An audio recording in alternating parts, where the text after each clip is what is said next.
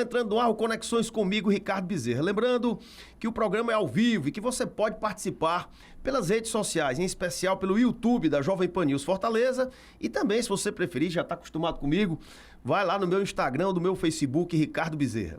E você vai nos acompanhar diretamente dos estúdios da Jovem Pan News Fortaleza. E o tema de hoje, meu amigo, minha amiga, hoje nós vamos conhecer uma grande e vitoriosa história que começou há 55 anos, mais precisamente no ano que eu nasci, 1969, quando 4 irmãos, impulsionados pela força e pela visão da matriarca da família, resolveram abrir uma empresa inicialmente focada em vender tratores e motores e que se transformou numa das marcas mais sólidas e mais respeitadas do Ceará.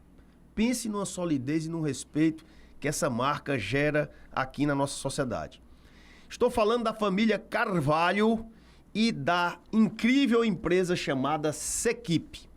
E quem vai nos contar essa vitoriosa e empolgante história é o representante da 3ª geração dessa família, um cara que eu conheço há muito tempo, desde menino quase, e que hoje é o CEO da Sequipe, o meu amigo, meu irmão, Fredinho Carvalho, maratonista, campeão. Tudo bom, Fredinho? Tudo em paz, Ricardo. Que prazer estar com você aqui, hein?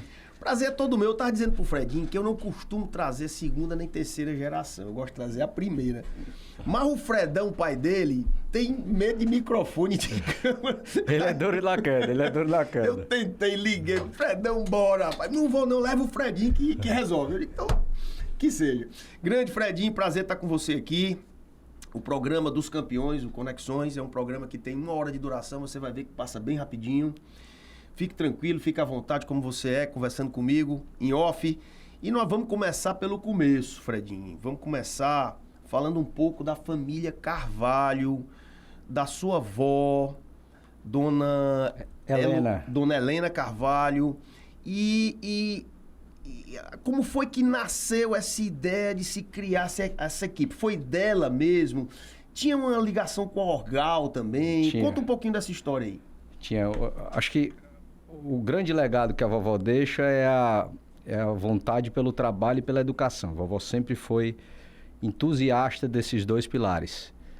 E aí ela tinha 4 filhos e ela trabalhava junto com o tio Vicente Gaspar lá na Orgal.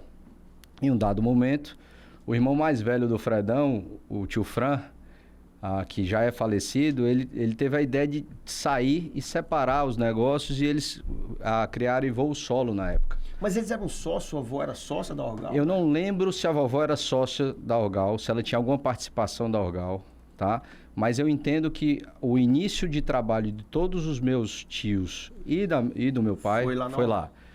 E aí, nesse começo, lá em 69, eles resolveram montar essa empresa com a ajuda, na época, do Joaquim, que era o padrasto do papai, que entrou com recurso e com conhecimento também. Formou a Tiedade, que é a Angélica, que foi a sócia até o fim dessa relação de 2ª geração com o papai. E o Fredão, operando a parte comercial da empresa, e a vovó como a grande conselheira e grande entusiasta, né? E grande influenciadora. As pessoas são loucas por ela. A raiz e a cultura e o sangue dela está enraizado na turma que a gente trouxe desde o começo, né? Você falou que ela era muito ligada a essa questão de educar bem os filhos, né? Ela gostava de levar para São Paulo, para o Rio de Janeiro. O Fredão e o tio Fran, na verdade, foi Fundação Getúlio Vargas. Ele chegou a ser professor da Fundação Getúlio Vargas. E foi professor da UES aqui também. Perfeito. Né? E o tio Fran, ele faleceu com 28. Então, se você conversa com o Fredão lá, ele diz o seguinte: rapaz, esse meu irmão que era brilhante, ele hoje seria um senador da República, ele seria um presidente da República, porque realmente ele era muito à frente do tempo dele, né? Quiseram o destino que realmente ele se apartasse. O tio Fran morreu muito cedo e o papai, com 20 anos, teve que assumir o bastão e criar essa equipe do jeito que ela é hoje. Eu acho que esse é o grande valor do Fredão, né? Tem o DNA do Fredão, né? Tem, é a cara dele. Então eu posso dizer que o primeiro emprego do Fredão, teu pai, foi na Orgal. Foi na Já Orgal. foi vendendo máquina, né? Já Porque foi... a Orgal era... Segundo ele, vendendo máquina em Santinho, né? Porque a Orgal começou da Organizações o Gabriel, que eu imagino que se fosse um comércio ali no centro, eu não sei... E depois é que evoluiu para as máquinas com Matsu, para os tratores Máquinas e assim por diante. Como é que chama? É linha amarela, linha né? amarela, né? Que é todo aquele equipamento para infraestrutura, né? Mas vem cá, rapaz, o teu tio Vicente não ficou chateado não quando teu pai e o tio Fran Eu acho que é natural, né? Você imagina o seguinte, as gerações vão nascendo e você vai tendo mais o que dividir, né? Então você tem que produzir mais. E eu acho que a saída da vovó, a vovó nunca teve problema com eles, ela foi super justa, porque ela precisava criar o caminho dela. Ela tinha lá 4 filhos, né? E ela precisava gerar uma renda extra. Eu acho que foi muito importante, inclusive, pro lado de lá.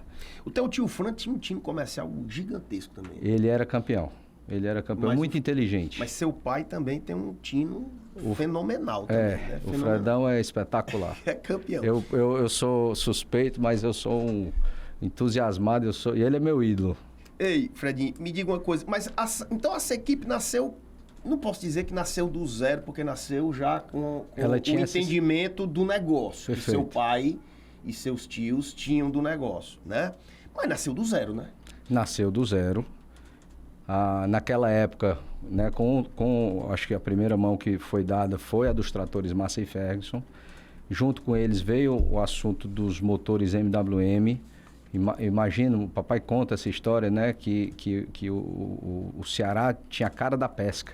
E aí o motor era o propulsor desses que iam lá, faziam a pesca, voltavam e tal. Tem uma ligação muito forte ali com a dona Elisa Gradivol. Perfeito. Né? A dona Elisa era... Gil, que já esteve aqui, sentado aqui nessa... Eles continuam sendo clientes nossos hoje, de uma maneira diferente, né? Eles compram motores da MAN, que é uma companhia da Volkswagen, né? E a gente acaba fornecendo material de reposição para eles, lubrificantes, filtros e assim por diante. Essa equipe começou vendendo trator Massey Ferguson e motores MWM. Perfeito. Trator foi o início de tudo, né? Foi o início de tudo. Essa marca Massey Ferguson, que eu acho que é o maior produtor de trator do mundo, né?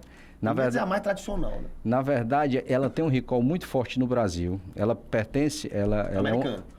Isso, ela é uma das marcas da Agco, que é a Agriculture Company, que ela é dona de 3 marcas mais importantes no mundo, que é a Valtra, a Massey Ferguson e a Fendt.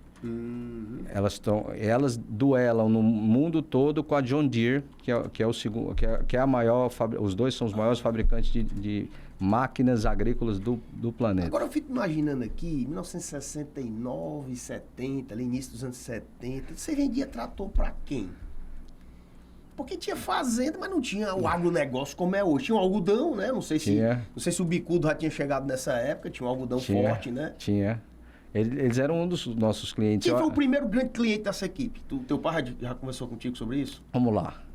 Tem alguns grandes relacionamentos que nós fizemos na vida. Um deles eu chamava o vovô Jaime Aquino, que era entusiasmado com o papai, e o papai fazia tudo que ele queria. É igual o Fredinho, né?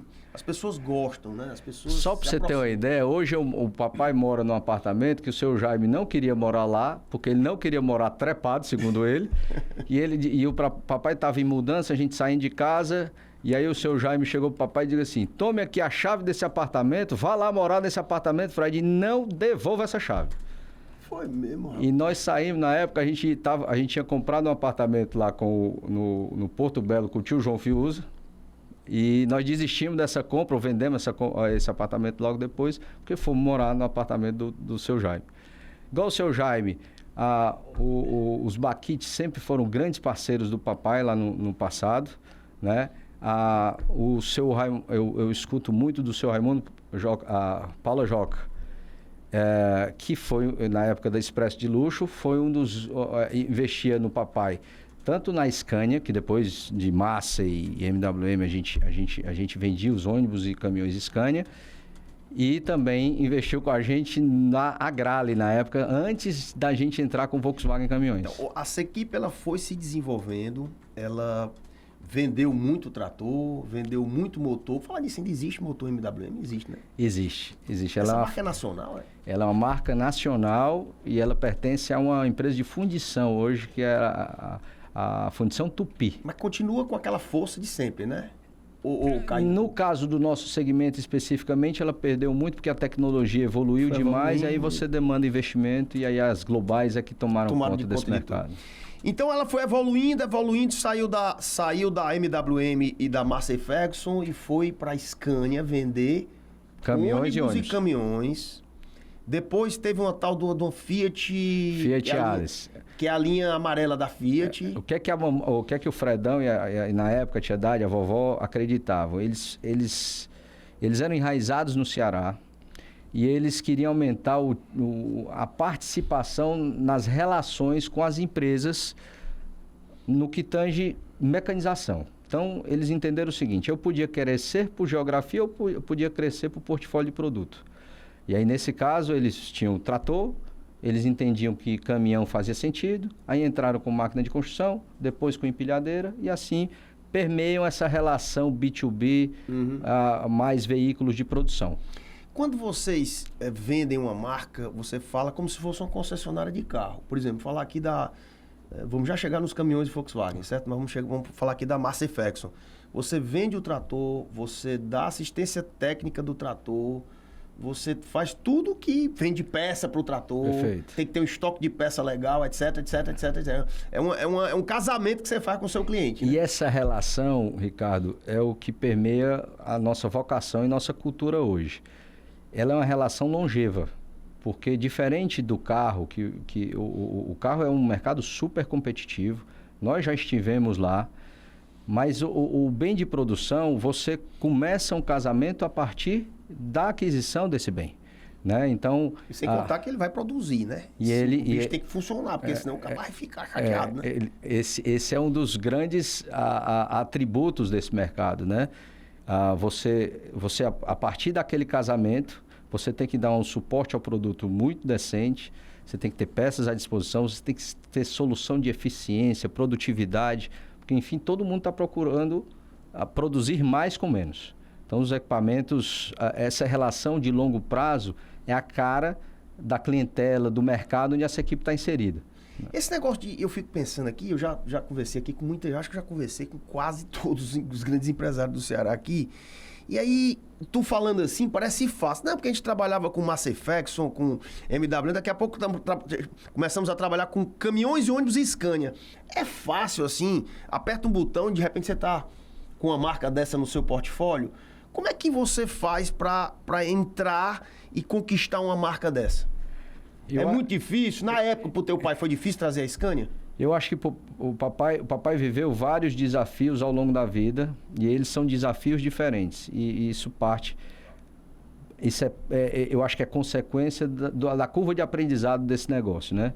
Eu acho que se eu tivesse que dizer qual é a característica mais importante para você de ter uma marca dessa, essa, sem dúvida nenhuma, é doação, né? É conhecimento realmente, mas você, mais do que nunca, você se... eu acho que a cara desse negócio é a empatia. Você tem que se colocar no lugar do outro, né? Então, o caminhão, ele está lá, ele precisa rodar. Então, tem uma história muito interessante. Na época da pandemia, eu criei um conceito lá, porque estava todo mundo em casa e caminhão não podia parar, o supermercado não podia parar.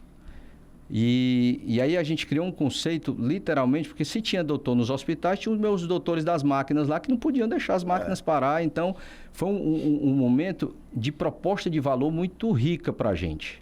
E eu lembro demais, teve um evento desses que a gente fazia... A gente não, o mercado passou a fazer, que eram as lives. E numa live do Bruno Marrone, o Pedrinho Fiuza, que estava lá em São Paulo, escutou. Ele e a Lara escutaram um pedido de música pro Bruno Marrone do meu time de mecânica às 2h da manhã. Olha aí. Aí a Lara ligou para mim no outro dia e disse: Fredinho, tem alguma coisa errada nessa equipe. Eu disse: que foi?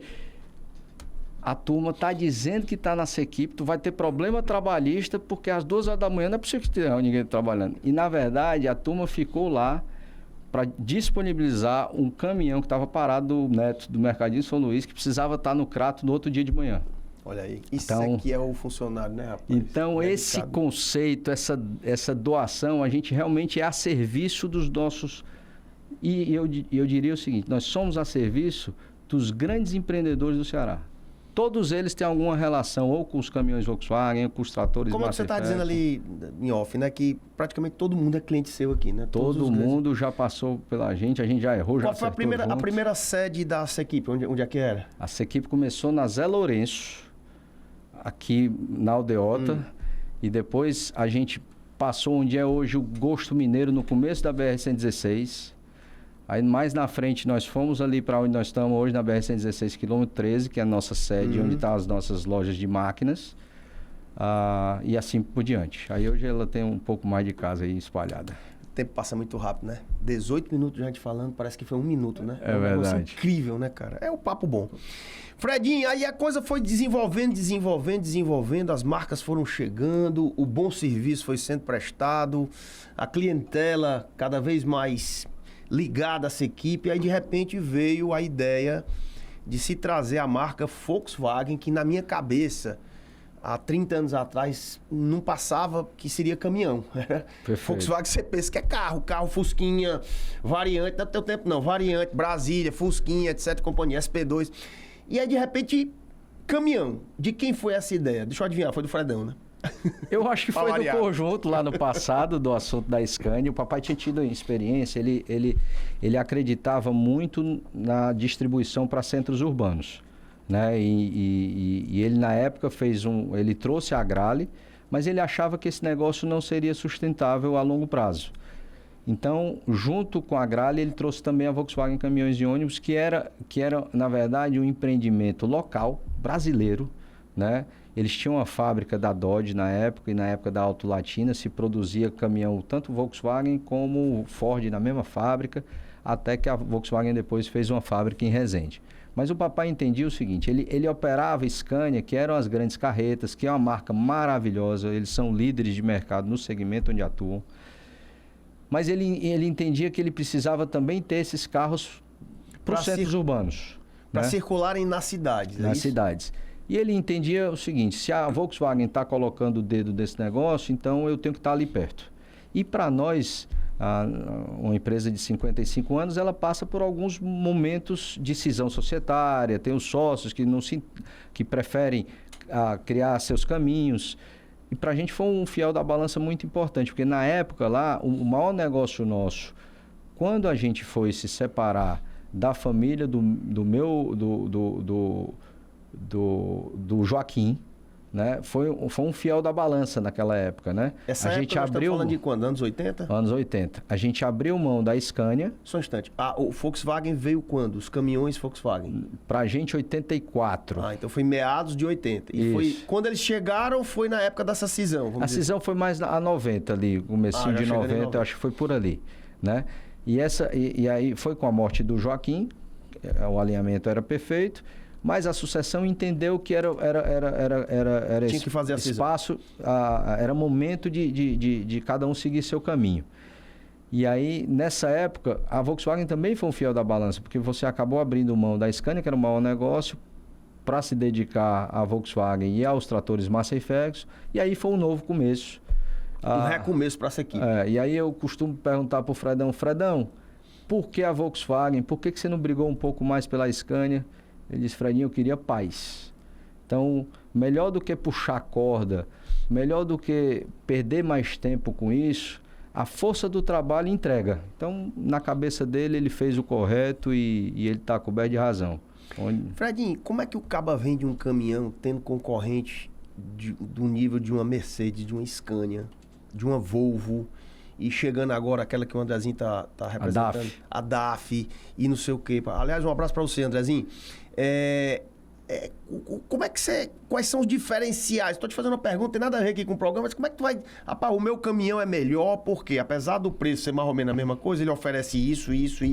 O que é que um caminhão Volkswagen tem que um Mercedes não tem, por exemplo? Eu acho que o grande conceito, no caso do bem de produção, tem uma siglazinha que a gente chama, que é o TCO, que é o custo total de propriedade, ele faz todo sentido nesse negócio, né? Você não tem um único caminhão ideal.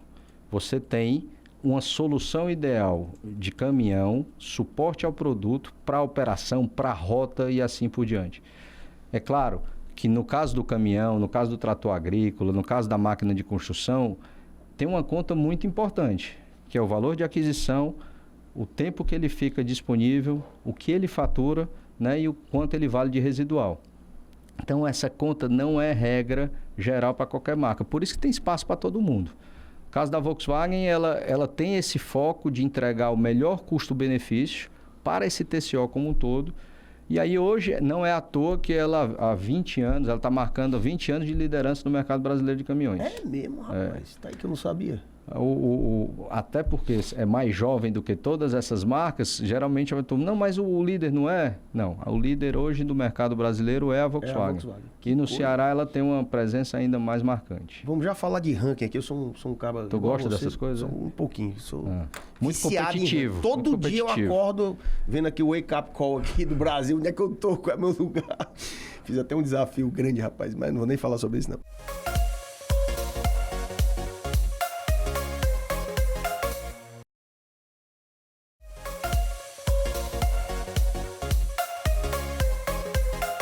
Valor de revenda. Valor de revenda conta para essas máquinas, para caminhão? Demais, porque ele faz parte do ativo da empresa, né, que está adquirindo. Né? Então, mas aí é muito parecido com qualquer outra coisa. Se ele tem grande demanda, né, ele tem um bom valor. Você recebe caminhão usado para compra de um caminhão novo? Vocês têm um departamento de usado também? Eu recebo caminhão usado, casa usada. Apartamento velho, carro pegando fogo, oportunidade de negócio. Essa equipe é casa de grandes negócios, viu? Desenrolada toda. A gente gosta. Um caminhão desse, normalmente, ele é trocado de quanto em quanto tempo, historicamente? Vamos lá. Mais uma vez, depende do perfil de cada frota, depende do perfil de cada cliente. O ideal, tem-se um número... para a primeira aquisição, para as grandes empresas, operarem com vida útil de até 5 anos. Fredinho, isso é regra? Faz sentido? Não obrigatória. Essa regra ela varia de acordo com os dados macroeconômicos, com as oportunidades que tem, com o custo do dinheiro. Tem um monte de coisa que torna essa variável extremamente sensível. Né? Você imagina, por exemplo, o negócio de ônibus urbano. Negócio de ônibus urbano... 3 anos. Não dura 3 anos. Na verdade, os ônibus, as frotas de ônibus urbano no Ceará são extremamente capazes e competentes. Se você quer aprender, se você quer uma aula, um MBA de gestão, você vai para dentro de uma Vega, vai para dentro de uma São José. Esses caras conhecem custo como ninguém.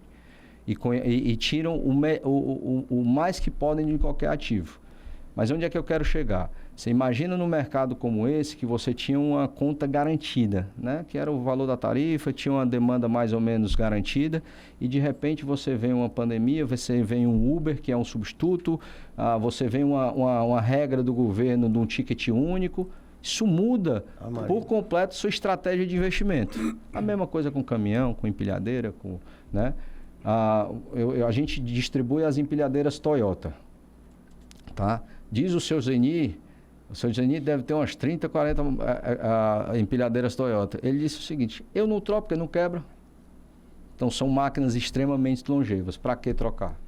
Entendi. Então, tudo depende do produto, da operação. O faturamento da parte secundária do teu negócio, peça, manutenção, ele representa qual percentual no faturamento em relação à venda? Por exemplo, a venda representa 50% do teu negócio, manutenção, peça... Se você olhar no aspecto faturamento, ele representa 20% do meu negócio hoje. Considerável, né? Se você pensar na margem que ele produz, ele representa quase 50% do negócio. A margem é maior do que na venda do veículo. Na venda do veículo. Interessante. Estamos chegando aqui à metade quase do programa e eu vou te fazer uma pergunta muito importante, que é a questão dos números dessa equipe hoje. Não se preocupe que eu não vou falar de faturamento não, certo? Eu quero que você me diga só o seguinte, quais são as marcas que você representa hoje e em que segmentos vocês atuam? Vamos lá. Em veículos novos e usados, a gente opera tanto com a compra e com a venda, como o aluguel. São 2 canais diferentes de venda. Quer dizer que tem um setor de usado também, de acaba comprar caminhão usado lá. Tem caminhão, máquina, trator usado. Tem esses que você recebe na compra dos novos. Novos. E tem o aluguel, tá? E aí a gente faz caminhões, faz tratores agrícolas e seus implementos, porque o trator de nada serve se ele não vier puxando o implemento atrás. Você tem as máquinas de construção, aí você vê... eu não sei se você já viu, por exemplo, a demolição daquele prédio que onde era o Ponto Amaraltel? Sim, Joãozinho, um abraço pra você. Amanhã a gente se encontra. O Joãozinho contratou uma empresa para fazer a demolição. Vai se encontrar comigo daqui a pouco. Perfeito. Eles fazem uma demolição daquele prédio. Gastadorzinho os bichinhos, né? Demais. Mas nós temos que aprender com eles são jeitosos. Em cima daquele prédio tem 2 maquininhas vermelhas lá. Rapaz, eu já vi. Já viu? Já vi. Aquelas máquinas são vendidas pela Sequipe. Qual é a raça daquela bicha? Chama Yama. É uma mini escavadeira. Vai dizer que é chinesa. Não, essa é japonesa. Essa é japonesa. Mas eu me dou com os chineses também, viu? Estão dominando tudo. Vamos já chegar lá. Tem uma pergunta para te fazer também. Aí tem a linha amarela, que é essa da infraestrutura, e por fim tem a parte de empilhadeira. Além disso, tudo que é mercado de reposição para esses mercados. Então a gente tem uma distribuidora de lubrificante, tem uma distribuidora de pneus de carga, máquinas e construção. Qual é a raça do pneu? Se você fizesse essa pergunta para mim há uns 10 anos atrás, eu diria que é Continental. Hoje ela está mais mesclada. A gente entendeu que a vocação da Sequipe é o atendimento ao cliente. É multimarca, então, não tem... E aí, nesse caso de pneu específico, a gente distribui a Continental como a marca, a fabricante brasileira, né? E a gente tem outras marcas também, porque o mercado tem assim exigido, né? O mercado está mais sensível ao valor de aquisição e às oportunidades de produtos também que vêm importados como soluções viáveis e sustentáveis para esse TCO, né? Para esse custo total. Mas, por exemplo, trator, para ser assim, mais para as pessoas entenderem melhor, trator, qual é a marca que você... A raça dele é Massey Ferguson. Massey continua. É exclusivo aqui não, né? Vocês no Ceará, sim. São exclusivos no Ceará. No Ceará, sim. Isso. Caminhões e ônibus Volkswagen. Máquinas de construção, a gente tem 3 linhas, né? A Liu Gong, que é uma marca chinesa, né? Ela é a maior fabricante de pás carregadeiras do mundo. Esse é um negócio que a gente começou lá atrás com os Ventura numa empresa chamada Conterrânea Máquinas. Depois a gente assumiu a totalidade. É outro que tem medo do microfone. Foi aí que eu liguei para ele várias vezes. Não, rapaz, não queira não. Mas um dia ele vem. Parecido, um dia ele vem.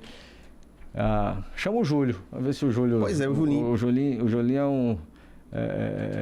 e pode ser de grande informação. O Julinho é muito formado. E aí tivemos essa sociedade com eles. E mais uma que é a Miller, que é uma indústria brasileira, tá? Que vende basicamente retroescavadeiras, caminhões fora de estrada para mineração. E a gente tem as empilhadeiras Toyota. Nós somos os dealers Toyota no Ceará. Tem muita coisa, hein, cara? Tem muita coisa, tem muita marca, né? Tem. Quais são os estados que vocês atuam? Só Ceará? Hoje está espalhado aí pelo Nordeste, Brasil? Como é que tá? Vamos lá.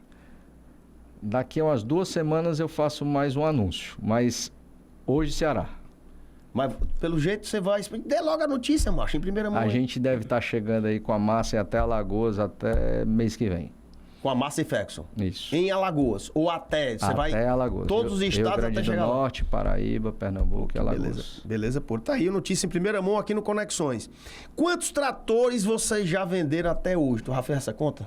Fiz não, mas ele passa de 3.500. Fácil. Mais de 3.500 tratores. Se você dividir isso aí por 55... Não, faz mais. Errei. Eu acho que... Errei. A venda da Sequipe hoje, dos últimos 10 anos, ela é uma venda de mais ou menos... Nos últimos 10 anos, 150 tratores por ano. Esse ano é um ano de 240, 250 unidades. Se eu multiplicar por 55, mas não deve ter sido, no começo deve ter sido menos, tá dando 8.250.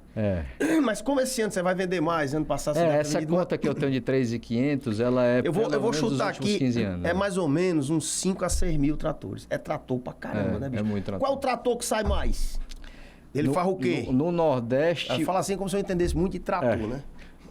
O que é que diferencia um trator do outro? Um trator do outro ele é diferenciado pela potência dele e pelo que ele arrasta, né? Para grandes propriedades, que é aquela que você está acostumado a ver lá no Mato Grosso, né? Você tem tratores de grande cavalagem, você tem aquelas colheitadeiras também imensas.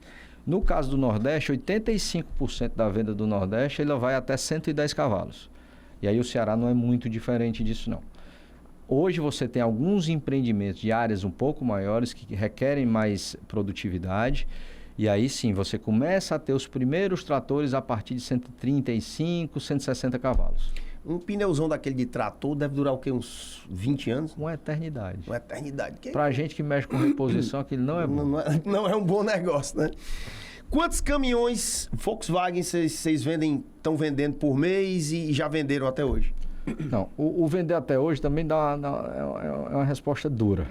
Mas a Sequipe é uma empresa ali que permeia 700 a 800 unidades por ano. É mesmo, cara? Porra. Tá falando só de caminhão ou caminhão? De caminhão. O mercado cearense de caminhão é um mercado de 2 mil unidades por ano.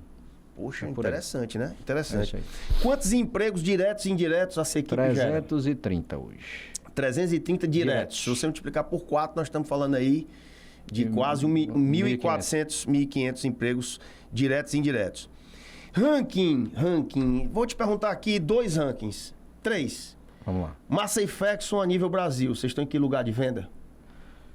Vamos lá. O mercado cearense, tá? Ele representa a 1% do consumo de tratores do país. Na verdade, 1%. Só 1%.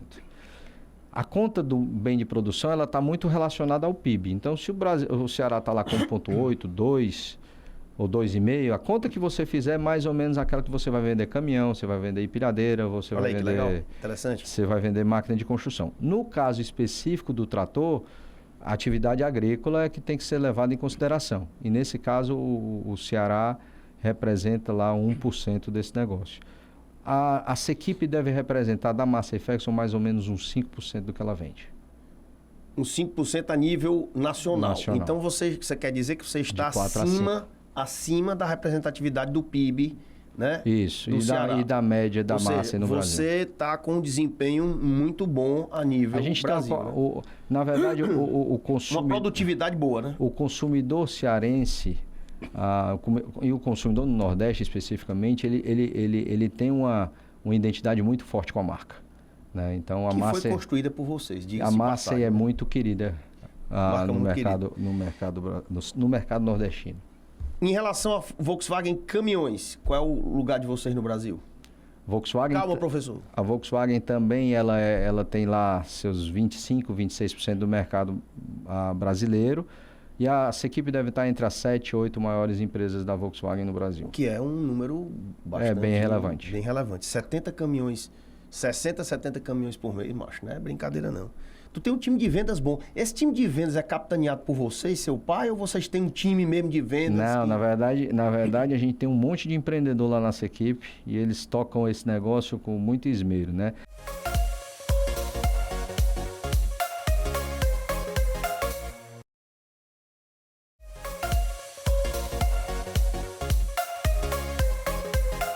De volta com Conexões, conversando com meu amigo Fredinho Carvalho, CEO da Sequipe, uma das marcas mais respeitadas, sólidas e reconhecidas da sociedade, do empresariado cearense. Fredinho, vamos mandar um alô aqui para os nossos ouvintes aqui? Vamos sim. Vamos escolher só 10 aqui. 10 não, 20. Ó, o Patriolino Dias de Souza, presidente do Sinduscom Ceará, meu ouvinte mais assíduo, ele não perde um. Eu não sei se ele assiste o programa todo, mas ele manda o nome dele aqui. 3 horas, acho que até no automático dele para ele mandar. Fernando Dias de Souza também, deve ser o tio dele, um abraço para você, Fernando. Calilzinho Otoshi, Danielzinho Otoshi Simões, Iarina, Bruno Lopes, João Gabriel, recontando aí. Meu amigo Fredinho, Adriano Carvalho, não sei se é primo de vocês, ligado a vocês, Heriberto Moraes, Luciano Melo, Luiz Cury, Cecília Bezerra, Almir Castro, Elton Levi, Sérgio Laio, Eilson Student, meu sócio, irmão, rapaz, agora resolveu ouvir o rádio, Abner Batista, Irineu Guimarães, um abraço Irineu, João Claudino, Edson Xerez, Alessandro Souza, quantos? Vai 19. Vamos lá, mais 10 aqui, mais 11 para fechar os 30. Gabriel Mensurato, Marta Cavalcante, Jorge Estevão, Nelson Brasil, Léo Cadori, Mary Vânia Praciano, Jaime Lice, Flávio Gemec, Luiz Fernando, Marivanda, Socorro Aguiar, Júlio César, Eduardo Simon Brasil, Matheus Sanches e muito mais, Eli Aguiar e muito mais. Agora, se eu tivesse com o seu Jaime, ele ia dizer assim... Agora repita comigo os 33 nomes que eu acabei de dizer. Pai, tu tá fazendo um sucesso danado. Eu disse a ele que ele ia ficar mais conhecido que do que arrastar de pinique. Ele disse, rapaz, então leve outro. Me leve não. Tá provado aí, ó. Sucesso total, total, total. Fredinho, me diga uma coisa. A gente vê aí na rua os carros, os automóveis, só dá carro chinês. E eu não vejo caminhão chinês. Por quê? Eu acho assim, o mercado de caminhões ele é muito diferente do mercado de automóveis, né? O que mantinha vivo a intenção de qualquer player a montar uma operação no Brasil, ela estava correlacionada aos incentivos fiscais, com os financiamentos a juros baratos, né? Aquilo mantinha viva a vontade de montar uma fábrica no Brasil. As fábricas brasileiras, elas são extremamente competitivas, né? Então, se você não montar uma solução aqui, e aí eu falo de produção, suporte ao produto, né? Rede de distribuição, é difícil você se manter vivo aqui. Porque diferente do automóvel, que é um mercado muito maior do que o de do caminhão, né? Porque, enfim, você tem mais consumidores, você tem mais segmentos, você tem... esse especificamente você duela lá por 120, 130 mil unidades, e essa relação ela tem que ser uma relação realmente mais próxima, né? Então, hoje você já teve players importantes mundiais aqui, como a Ford que saiu do Brasil, um Iveco que entrou e saiu, né? A briga é mais dura nesse negócio de caminhão e tem que ter mais resiliência. Aí você acha que o chinês não tem interesse, é isso? O chinês deverá, eu acho que ele vai trazer algum benefício sim para o mercado. Existe eu olho lá, as placas solares hoje são lideradas pelos chineses. Os carros elétricos são liderados pelos chineses. E eles estão investindo em tecnologia, em acabamento, em qualidade de produto como ninguém, né? Incrível, realmente. Mas tem o fator limitador, tem alguns fatores limitadores que ainda não despertaram para o chinês a vontade de chegar aqui no Brasil e estruturar essas operações do jeito que deveriam, né? Eu não posso dizer nunca, né? Porque o mercado brasileiro ele é continental.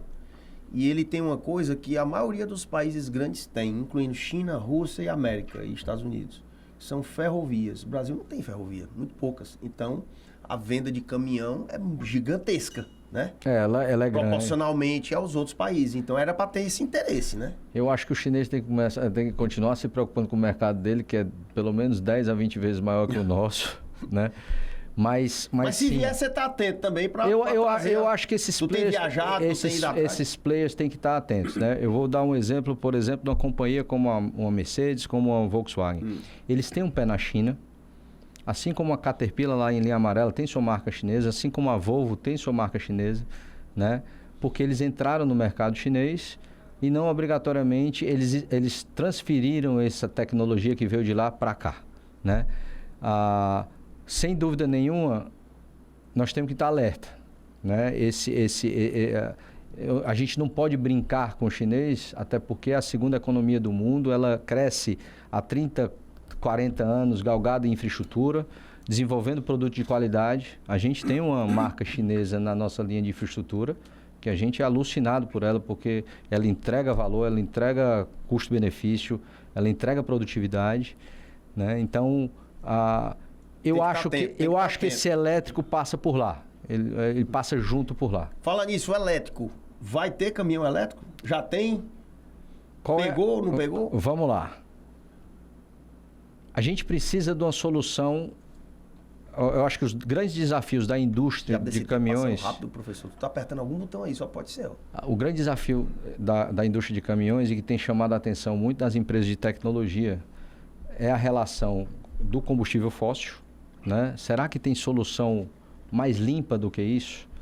Muito embora eu acho que se a gente fizer uma renovação de frota no Brasil, que a idade média da frota é acima de 20 anos, você consegue entregar soluções muito mais limpas do que o que a gente entrega hoje. Tem aquele combustível orgânico, como é que chama? Você tem o biodiesel. Biodiesel. Você tem a solução Do álcool, né? Você tem do etanol. Do etanol. O Brasil pode viver isso. A parte de bateria ainda é um dilema, essa recarga, essa infraestrutura que pode vir para lá. Você tem outra solução que é o hidrogênio. Né? Não é à toa que se pensa tanto nesse negócio do hidrogênio verde. A gente acredita que esses percursos de long haul, que são os de longo percurso, têm uma correlação com motores a combustão e a hidrogênio. E o outro desafio dessa indústria é diminuir a quantidade de gente operando. Você imagina que você pode... O time de tecnologia está doido para criar o caminhão autônomo, para criar a solução de um caminhão atrás do outro, que esse tripulado e os de trás não. Então, por quê? Porque você começa a combater lá as regras de trabalho que limitam a utilização do caminhão ou da máquina e assim por diante por tempo, por causa que tem que estar tripulado, para operações 24 horas. Né? Eu acho, por exemplo, a solução do caminhão elétrico muito legal. Por exemplo, uma operação de logística. Ela curta o percurso e ela não faz barulho, Ricardo. Você imagina se eu tivesse a logística de supermercado à noite? Tu imagina eu abastecendo os supermercados à noite. Primeiro que eu não escuto, eu estou do lado do edifício residencial, que ele não escuta. Mas para isso nós temos que reestruturar as logísticas, né? E aí passa por algumas mudanças de cultura. Mas não tem, caminhão elétrico ainda não chegou. Tem. Vai lá na Sequipe que tem. Aí tem já. A Sequipe tem o e-Delivery, que é da Volkswagen. A nossa distribuição de peça urbana é feita com o e-Delivery. Quem tem o e-Delivery também fazendo coleta urbana de lixo é a Marquise. Que já está com esse teu caminhão. Já está com esse nosso caminhão. Que é um grande cliente seu. Que é um irmão nosso. Pronto. Zé Carlos, um abraço para você. Já esteve sentado nessa tua cadeira aí. Perfeito. Ele é craque. Ele e o time dele... Esse é campeão. Ele tem eu posso dizer que ele tem um dos melhores times de executivos do Brasil. Ele sabe o que faz. Operação dele de saneamento é campeã. Deixa eu te fazer aqui rapidamente, antes da gente entrar aqui na gestão, para finalizar o programa. O ônibus que você vende o motor, o chassi e a cabine, é o ônibus completo ou é só o motor? Como é que é?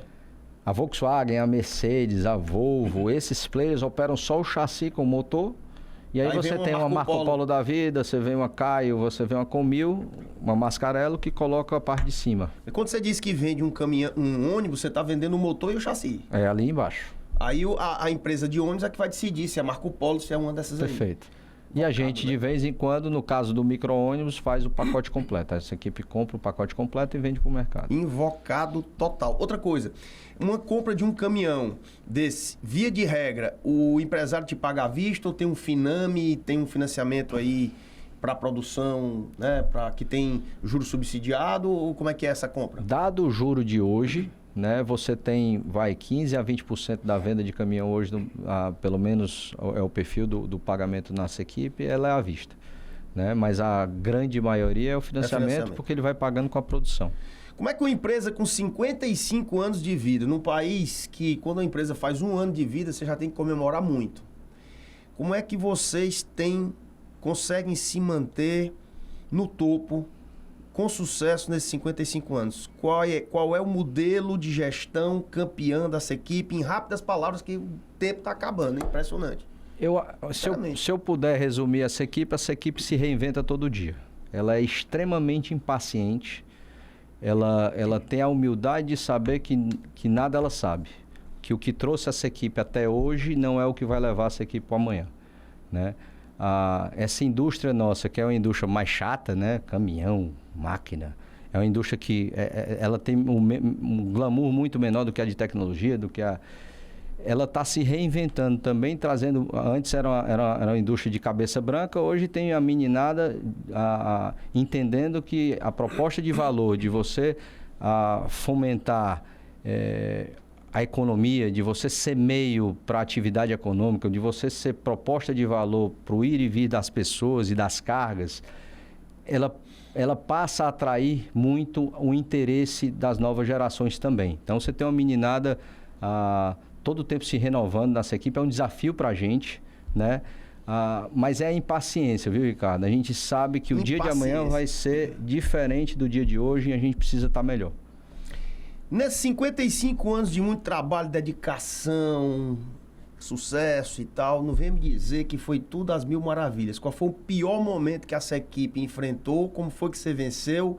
E uma pergunta que eu sempre faço aqui aos meus convidados. Já se aperreou alguma vez na vida? Nós já. Você imagina que esse negócio é um negócio de capital intensivo o tempo todo. Então, você tem muito capital investido em estoque, você tem muito capital investido em crédito, você tem muito capital investido em capacitação, treinamento, mobilizado, né? Eu confesso a você que o aspecto liquidez nesse negócio, ele é importante porque o sistema, o ecossistema dele, ele exige mais capital, ele exige mais dinheiro, ele exige Mas ele também é fomentado pelos bancos de montadora, pelos bancos comerciais que entendem isso como uma atividade econômica importante. Todas as cisões foram muito difíceis. Eu peguei ela ainda como ouvinte, a primeira, que foi lá com a família do Joaquim, e depois a nossa interna também foi muito difícil, porque... A interna que você fala o papai com a minha tia. Porque a tiedade foi super importante para a vida e para o relacionamento, para levar essa equipe no patamar onde ela chegou. Mas o papai entendia que a gente precisava dar um outro salto e a gente precisava dividir para crescer novamente. E aí, esse momento é um momento muito delicado, porque eu só tinha uma certeza, Ricardo. Eu era o responsável por essa cisão, porque eles já não tinham mais paciência. E eu só tinha que sair dessa cisão sabendo que eu tinha feito o melhor para minha tia, o melhor para meu pai, porque independente de negócio, eles tinham que tocar a vida e lembrar do outro com carinho, né? Então, a cisão, separação, mudança é sempre muito complicado e porque o negócio exige, e as montadoras exigem, e os negócios não podem parar. A sucessão, né? A saída do patriarca, no caso, o novo patriarca, o Fredão, que eu não sei se ele saiu ainda, porque eu liguei para ti outro dia, ele estava lá contigo numa feira, lá não sei aonde, em Curitiba. Mas ele já está passando. Você é o CEO da empresa hoje. E eu conversando com o André, cara, quando eu queria convidar o Fredão, né? Eu comecei pelo André. Não liguei para ti, liguei pro teu irmão. Aí ele já foi logo dizendo, e eu achei muito interessante isso. Não, Ricardo, chama o Fredinho. O Fredinho é o CEO da empresa, o Fredinho é que é o cara. Eu achei aquilo interessante pra cá. Pô, o menino é bom. Porque você tem que saber, rapaz, o meu negócio é marketing, o meu setor é administração, deixa a parte comercial que dá a cara a tapa lá pro outro. Qual foi a educação que teu pai te deu pra família, pra vocês se entenderem tão bem assim, cara? Eu acho que o Andrezinho, um abraço pra você, meu filho. Acho que o maior valor que permeia a nossa família é o amor, né? A minha relação com os meus irmãos, ela é inquestionável, né? A gente tem uma característica de complementariedade muito forte, né? As competências do André me completam, as minhas competências completam o André e a Carol e vice-versa. Eu acho que o segredo dessa geração está aí. Ricardo, Fredinho, você acha que isso pode mudar? Pode mudar. Mas a gente todo dia constrói para que essa relação de solidez ela seja inabalável, que ela continue com muito amor. E acaba que, no caso do André especificamente, ele que tomou a decisão de quem ia tocar esse negócio e quem ia estar à frente desse negócio. Que eu me lembro, o Fredão, muito ansioso com esse negócio de quem ia ser o substituto dele. Ele já sabia que ele queria que eu tomasse um pouco mais de responsabilidade, porque tinha um perfil mais parecido com o dele. E aí eu disse, não, pode deixar que eu resolvo. Eu fui para uma mesa de almoço com o André, eu disse, André, está decidido. Papai quer resolver quem é o presidente dessa empresa, quem é que vai comandar, quem é que vai ser a referência. Eu já tomei a decisão, é você. Ele disse, de jeito nenhum, não traga esse fardo para mim. Você trate de criar responsabilidade e se vire. Foi basicamente a decisão. Eu vi que não ia dar briga, porque uma vez o pai dele chegou há bem 20 anos atrás, sei lá, disse, Ricardinho, eu quero comprar 3 apartamentos, um para cada um, no mesmo prédio. Aí eu digo, vai ser briga por andar. E ninguém brigou? Não, brigamos não. Eu andar mesmo, não sei o quê. Brigamos não. Rapaz, é muito bom falar, já conhecendo há muito tempo e vendo o sucesso dessa nova geração, que é o Brasil que está funcionando. Quantos anos, Fredinho, já? Eu tenho 45. 45 anos, quer dizer, a gente se conhece desde que tu tinha 18 anos, sei lá, 17 anos, e hoje ele tá como CEO da empresa. Tu já tá terminando o primeiro tempo, né, bonitão? Pois é, Daqui mas a pouco tá na prorrogação do primeiro tempo. Eu tô fazendo minhas maratonas para ver se eu mantenho essa vida mais longeva, né? Rapaz, o Fredão tá com quantos anos? O Fredão, 74, 75, né? Mas tá bem conservado também. Demais. Né? Essa turma tá bem E conservada. tá cada dia mais acelerado, viu, cara? Não, mas é isso que sustenta, cara. O pilar da gente, às vezes minha mulher, meu filho perguntam, quando é que tu vai deixar de trabalhar? Nunca. Porque no dia que isso acontecer, ou é um Alzheimer, ou a gente morre. Tem que trabalhar, tem que... Não Olha o passa Beto, pela macho. cabeça. Olha o Beto. Betão estuda. Um beijo pra você, Betão. Sobre o momento atual, rapidamente, em 30 segundos, como é que tá o momento atual para essa equipe? Essa equipe em 2024, ela vem vivendo os primeiros meses foram muito desafiadores, né? A economia volta a melhorar. Quando a economia começa a melhorar, é um indício de que a gente começa a melhorar. A gente é reflexo da atividade econômica. Costumo dizer, se você está trabalhando, se você está investindo, se você está acreditando no seu negócio, essa equipe tem espaço. Porque essa equipe é meio para todo mundo, né? Então, a gente começa a ver, a partir de abril e maio, uma luz no fim do túnel, assim, de mais investimento. Esse ano vai ser melhor do que o ano passado? Não, esse ano ainda não é melhor do que o ano passado. Foi muito bom, né? Eu acho que os anos da pandemia nos ensinaram algumas coisas que não voltam atrás, né? Porque ele ensinou a gente a trabalhar com pouco recurso, ele ensinou a gente a mitigar custo, a fechar a torneira, ele trouxe uma cultura super rica para os negócios, que é desse engajamento, tá todo mundo pensando positivamente e alinhado para as coisas darem certo, independente do que acontecesse no dia de amanhã. Então foram anos muito bons, a gente se desacostumou.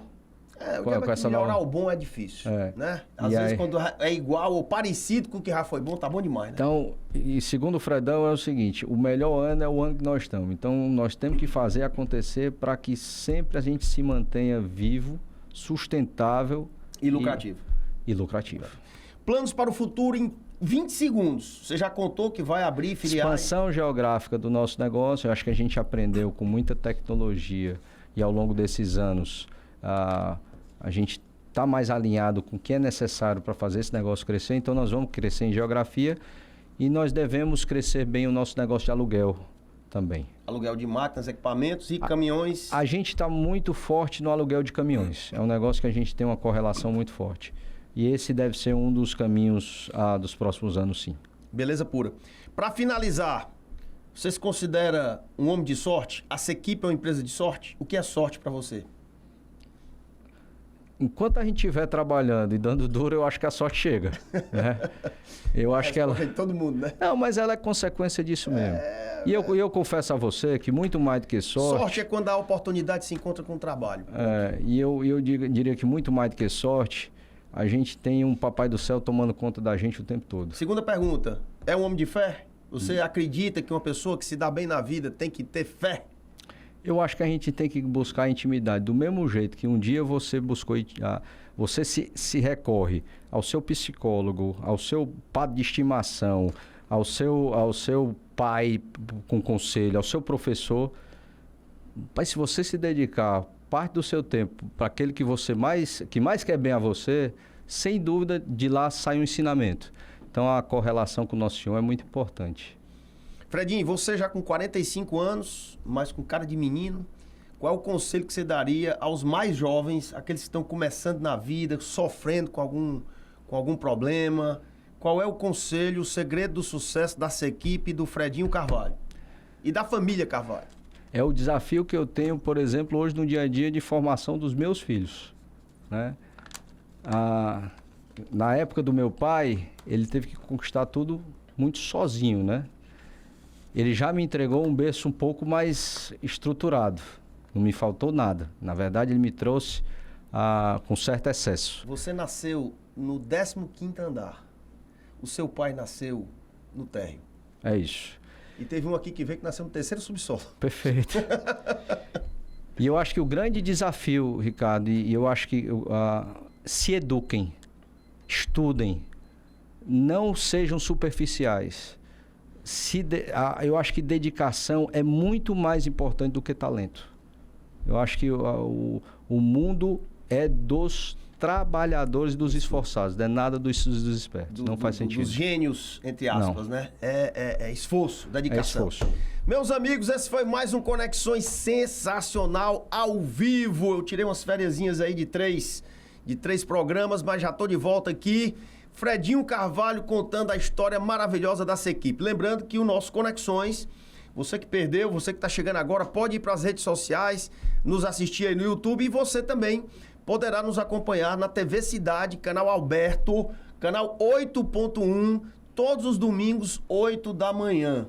Um horário espetacular, nem é muito cedo, nem é muito tarde. Você tá lá na frente da sua cama, liga o canal 8.1, TV Cidade, assiste lá ao Conexões todos os domingos. A gente reprisa aqui o que foi gravado ao vivo aqui na Jovem Pan News. E até segunda-feira com mais um grande nome, se Deus quiser. Eu não vou dizer quem é esse nome, porque ele tá meio nervoso, ele vai me confirmar na quinta-feira, mas ele vem e vai contar uma grande história, mais uma grande história aqui no Conexões. Até segunda, 3 da tarde, se Deus quiser.